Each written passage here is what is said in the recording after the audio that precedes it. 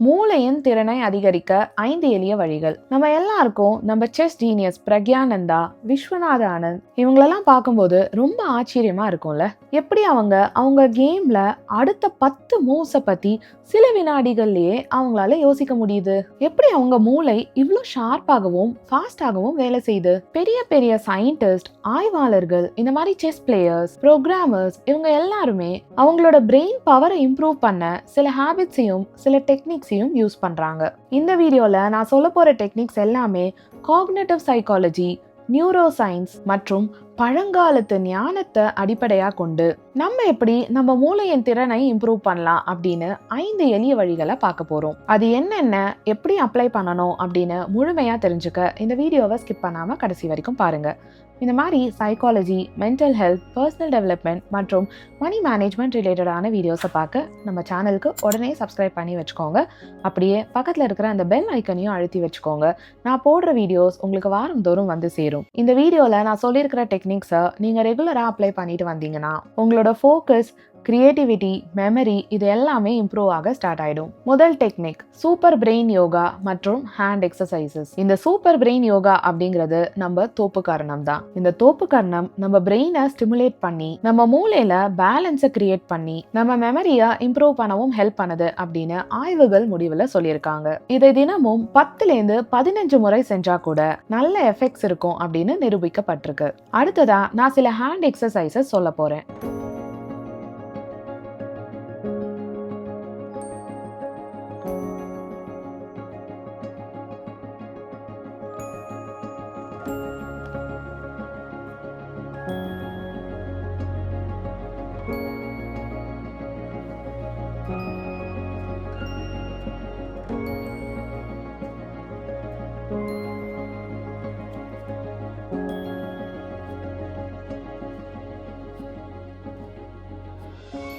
அடுத்தது finger exercise.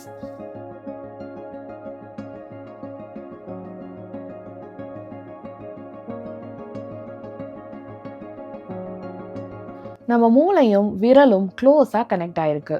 இந்த மாதிரி ஃபிங்கர் எக்ஸசைசஸ் நம்ம நரம்புகளின் கனெக்ஷன்ஸை ஸ்ட்ரென்தன் பண்ணி நம்மளோட ஃபோக்கஸ், மெமரி மற்றும் கான்சென்ட்ரேஷனை இம்ப்ரூவ் பண்ணும். நம்ம உடல் ஆரோக்கியத்துக்காக எப்படி நம்ம டெய்லி எக்ஸசைஸ் பண்ணுறது ரொம்ப இம்பார்ட்டண்ட்டோ அதே மாதிரி நம்ம மூளை ஆரோக்கியத்துக்காக நம்ம இப்போ டிஸ்கஸ் பண்ணுற எல்லா எக்ஸசைஸையும் நீங்கள் பண்ண ரெடியாக இருக்கீங்க அப்படின்னா கீழே கமெண்ட்ல எஸ்ன்னு சொல்லுங்கள். இரண்டாவது டெக்னிக் யூஸ் நியூரோபிளாஸ்டிசிட்டி. சயின்டிஸ்ட் என்ன சொல்றாங்க அப்படின்னா நம்ம மூளை அப்படிங்கிறது எப்பயுமே அது ஒரே மாதிரி தான் இருக்கும் அப்படிங்கிறது இல்லை. அது ஒரு கிளே மாதிரி, களிமண் மாதிரி. நம்மளோட எண்ணங்கள்னாலையும் நம்ம உணர்ச்சிகள்னாலையும் அது ஒரு களிமண் மாதிரி சேஞ்ச் ஆகிட்டே இருக்கும். இதை தான் நம்ம நியூரோ பிளாஸ்டிசிட்டி அப்படின்னு சொல்றோம். பிளாஸ்டிக்கை எந்த ஷேப்ல வேணா மோல்ட் பண்ணலாம்ல, அந்த மாதிரி நம்ம மூளையும் எந்த ஏஜ்ல வேணா புது கனெக்ஷன்ஸை உருவாக்கி நம்ம மூளை திறனை அதிகரிக்க வைக்க முடியும். நம்ம ஒரே விஷயத்த திரும்ப திரும்ப பண்ணோம்னா நம்ம மூளை ரொம்ப சோம்பேறி ஆயிடுது. புது புது அனுபவத்தை நம்ம மூளைக்கு கொடுக்கும்போது புது புது நியூரல் கனெக்ஷன்ஸ் உருவாகி நம்ம மூளையோட செயல்திறனும் இம்ப்ரூவ் ஆகும். நம்ம ஜென்ரலாக வலது கையில் எல்லா வேலைகளும் பண்ணுவோம் அப்படின்னா ஒரு சேஞ்சுக்கு ஒரு நாள் இடது கையில் நம்ம எல்லா வேலைகளும் செய்யலாம். நமக்கு டைம் இருக்கும்போது நம்ம ஆஃபீஸ்க்கு நம்ம ஜென்ரலாக போகிற ரூட்ல போகாம வேற ரூட்ல போக ட்ரை பண்ணலாம். தினமும் புது புது ஸ்கில்ஸை லேர்ன் பண்ணலாம். நம்ம செஸ் சாம்பியன் விஸ்வநாத ஆனந்த் அவரோட மூளையை ஷார்ப்பாக வச்சுக்கிறதுக்காக கண்ணை மூடிட்டு செஸ் விளையாட ப்ராக்டிஸ் பண்ணுவாராம். இந்த மாதிரி இன்ட்ரெஸ்டிங்கான மற்றொரு ஆக்டிவிட்டி என்ன அப்படின்னா மைண்ட் மேப்பிங். நம்ம மெயின் ஐடியாவை நடுவில் எழுதணும். அதை சுற்றி பிரான்ச்சஸ் வரைஞ்சு அந்த பிரான்ச்சஸ்ல நம்ம மெயின் ஐடியா சம்பந்தப்பட்ட விஷயங்களை மென்ஷன் பண்ணணும். இதை பிராக்டிஸ் பண்ண நம்ம பிரெயின்ல இருக்கிற ஐடியாஸ் எல்லாத்தையுமே கனெக்ட் பண்ணி நம்ம மூளைய ஆர்கனைஸ்டா, கிளியரா ஒர்க் பண்ண வைக்க ஹெல்ப் பண்ணும். நம்ம மூளை திறனை இம்ப்ரூவ் பண்ண மற்ற சில டெக்னிக்ஸை பார்க்கறதுக்கு முன்னாடி நான் உங்ககிட்ட ஒரு விஷயத்த ஷேர் பண்ண ஆசைப்படுறேன். நம்ம லைஃப்ல வர நிறைய பிரச்சனைகளுக்கான காரணம் நம்ம மைண்ட் செட், நம்ம ஆட்டிடியூட், மிக முக்கியமா நம்மளோட எண்ணங்களும் நம்மளோட உணர்ச்சிகளும் தான். இது எல்லாமே நமக்கு எதிராக வேலை செய்யும் போது நமக்கு ஸ்ட்ரெஸ், பதட்டம், பயம், குற்ற உணர்ச்சி இது எல்லாமே உருவாகி இதுவே நம்ம வாழ்க்கையில நிறைய பிரச்சனைகளை உண்டாக்குது. என்னோட பிரைவேட் கன்சல்டேஷன் செஷன்ஸ்ல லைஃப் ரீசெட் ஃபார்முலா அப்படிங்கிற மெத்தடை யூஸ் பண்ணி எப்படி நீங்க உங்களோட மைண்டை உங்களுக்கு சாதகமாக்கிக்கலாம் அப்படின்னும், உங்களோட மைண்ட் செட்டை வச்சு நீங்க எப்படி மன அமைதி, நிம்மதி, அன்பு மற்றும் வெற்றியை ஈர்க்கலாம் அப்படின்னு தெரிஞ்சுப்பீங்க. இதை பத்தி இன்னும் விவரங்களுக்கு கீழே இருக்கிற மெயில் ஐடியா கான்டாக்ட் பண்ணுங்க. நீங்க இந்த மெத்தடை அப்ளை பண்றது மூலமா உங்க ஒர்க் பெர்ஃபார்மன்ஸ்ல, உங்க ரிலேஷன்ஷிப்ஸ்ல, உங்க ஹாப்பினஸ்ல குறைந்தது 80% இம்ப்ரூவ்மெண்ட்டை நிச்சயம் பார்க்க முடியும். இப்போ நம்ம 3வது டெக்னிக்கை பார்ப்போமா? Emotions handling. நம்ம மனசு ஹெவியா இருக்கும் போது பார்த்தீங்கன்னா நம்ம எதுலையும் ஃபோக்கஸ் பண்ண முடியாது, எதையுமே ஞாபகம் வச்சுக்க முடியாது, நம்ம மூளை கிளியராகவே யோசிக்காது. ஸோ நம்ம எமோஷன்ஸை நம்ம கரெக்டாக ஐடென்டிஃபை பண்ணி அதை ரிலீஸ் பண்ண கற்றுக்கணும். நம்ம எல்லாருக்கும் கோவம், பயம், பதட்டம் இது எல்லாமே வர்றது நார்மல் தான். அதை கரெக்டாக அடையாளம் கண்டுபிடிச்சு அந்த எமோஷன்ஸை நம்ம வெளியேற்றணும். நம்மளோட உணர்ச்சிகள் ரொம்ப ஹையா இருக்கும் போது நம்மளோட பிரெத், நம்ம மூச்சு ரொம்ப ஷார்ட் ஆயிடுது. இதுக்கு நம்ம ஒரு பிரீத்திங் எக்ஸசைஸ் பண்ணுவோமா? இந்த பிரீத்திங் எக்ஸசைஸை நம்ம 4-7-8 பிரீத்திங் எக்ஸசைஸ் அப்படின்னு சொல்றோம். 4 வினாடிகளுக்கு நம்ம மூச்சை உள்ளிழுக்கணும். 7 வினாடிகளுக்கு நம்ம மூச்சை ஹோல்ட் பண்ணி வைக்கணும்.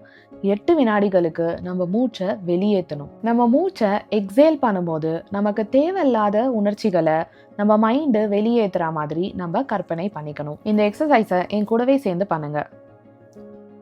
4 வினாடிகளுக்கு மூச்சை உள்ளே இழுக்கணும். 7 வினாடிகளுக்கு ஹோல்ட் பண்ண போறோம். 1 2 3 4 5 6 7. 8 வினாடிகளுக்கு நம்ம மூச்சை வெளியேற்ற போறோம். வெளியேற்றும் போது நம்ம தேவையில்லாத உணர்ச்சிகள் எல்லாம் வெளியேற்ற போறோம்.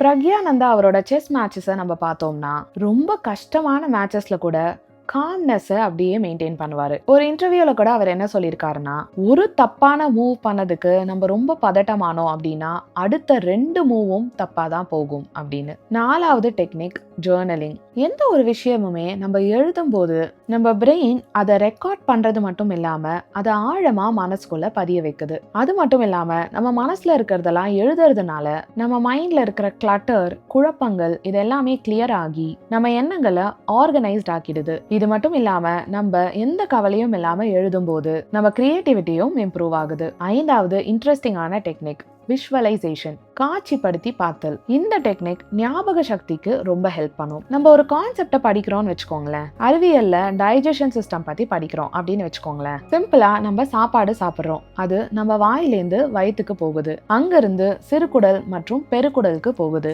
இதை கரெக்டா ஞாபகம் வச்சுக்க நம்ம இதை ஒரு காட்சியா கற்பனைப்படுத்தி பார்க்கலாம். இந்த ப்ராசஸை நம்ம ஃபன்னா கற்பனை பண்ணி பார்க்க போறோம். கண்ணை மூடிட்டு இதை யோசிங்க. இப்பதான் நமக்கு பிடிச்ச தோசையை சாப்பிட்டோம். அந்த தோசை வயிறு என்கிற வாஷிங் மெஷின்குள்ள போகுது. அந்த வாஷிங் மெஷின்குள்ள சுழலுகின்ற ஜூசஸ் நான் சாப்பிட்ட தோசையை நொறுக்கி சின்ன சின்ன பார்ட்டிகல்ஸா ஆக்குது. இது அப்படியே ஒரு பிங்க் கலர் சுரங்கம், அதாவது சிறுகுடலுக்கு போகுது. அங்க இருக்கிற தொழிலாளர்கள்லாம் இந்த தோசையோட ஊட்டச்சத்துக்களை சேர்த்து ரத்தத்துக்கு அனுப்புறாங்க.